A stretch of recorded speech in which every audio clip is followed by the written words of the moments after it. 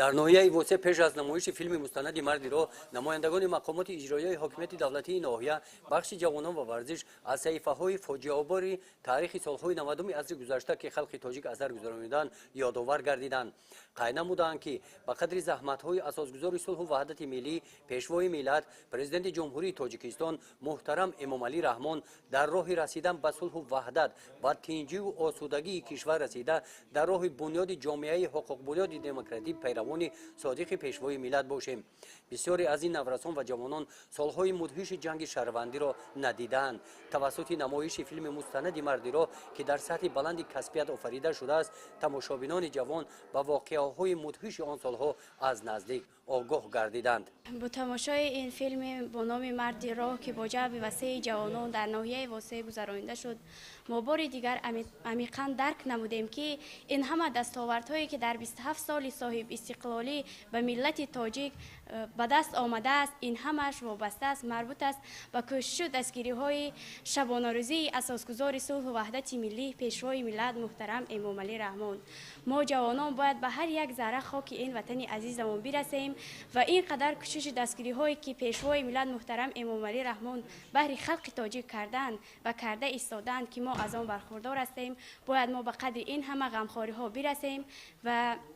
با دانش و ذکاوت عمیق خیش توانیم که پیروان اصیل پیشوای ملت بودن خیش را اثبات نماییم. ما جوانان همیشه ترغیبگر سیاست دولتی حکومت جمهوری تاجیکستان بودیم، هستیم و تا ابد خواهیم ماند. در فیلم نشان داده شد که تاجیکستان آن سالها چگونه به گرداب مخالفت‌های شدید داخلی گرفتار شده این روند به جنگ تحمیلی شهروندی و فاجعه برادرکشی آورده رسانید. این فیلم را تماشابینان با حسیات بلند تماشا کردند. عاقبت‌های دهشتناک و ضربه‌های جانکاه جنگ شهروندی باعث به هلاکت رسیدن ده‌ها هزار نفر شهروندان مملکت و خسارات عظیم اقتصادی گردیده است. در فیلم نشان داده شد که قریب 10 سال استقلالیت تمام نیرو و تلاش‌های پرزیدنت جمهوری تاجیکستان برای برقرار کردن حاکمیت کنستیتوسیونی و رکن‌های دولتداری پیش از همه مقامات‌های حفظ حقوق و ساختارهای نظامی به وطن برگردانیدن بیش از 1 میلیون نفر فراریان برقرارسازی بعد جنگی تامین صلح و ثبات و وحدت ملی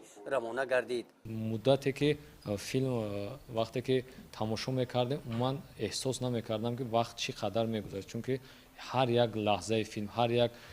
نواری که در اونجا نمایش داده میشد برای من نو بود برای من مهم بود برای من تاثیربخش بود. من فیلم در یک سطح خیلی کسبی و در یک سطح خیلی کسبی تحریر و پیشنهاد کرده شد. باز ما هنگام تماشای همین نواری که منظور ما گردانده شده بود ما باز بیشتر از همه اون ادراک راهبری ملکه و دیگر خصوصیت‌های پیشوای ملت ما برخوردار شدیم و باز مقصد در دل ما باز یک حس وطندوستی حس ملت و حس مقدسات ملی باز هم بیشتر گردید چون که ما فهمیدیم که همین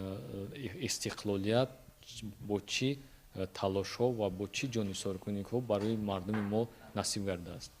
بعد انجام فیلم تحت عنوان ما جوانان پیروان پیشوای ملتیم از جانب بخش کار با جوانان و ورزش عکس گذارانده شده و جوانان موادهای ترغیباتی تقسیم کرده شدند. در جنبش نمایندگان مقامات اجرایی حکومت دولتی ناحیه بار دیگر از جوانان تاکید به عمل آوردند که با صبر و تحمل اراده مستحکم اتحاد و سرجمی سعی و تلاش اهلانه زحمت صادقانه و صافدلانه مسئولیت بلند و تشبث‌های سازنده ما می‌توانیم به هدف‌های در نزدمان قرار داشته موفق گردیم.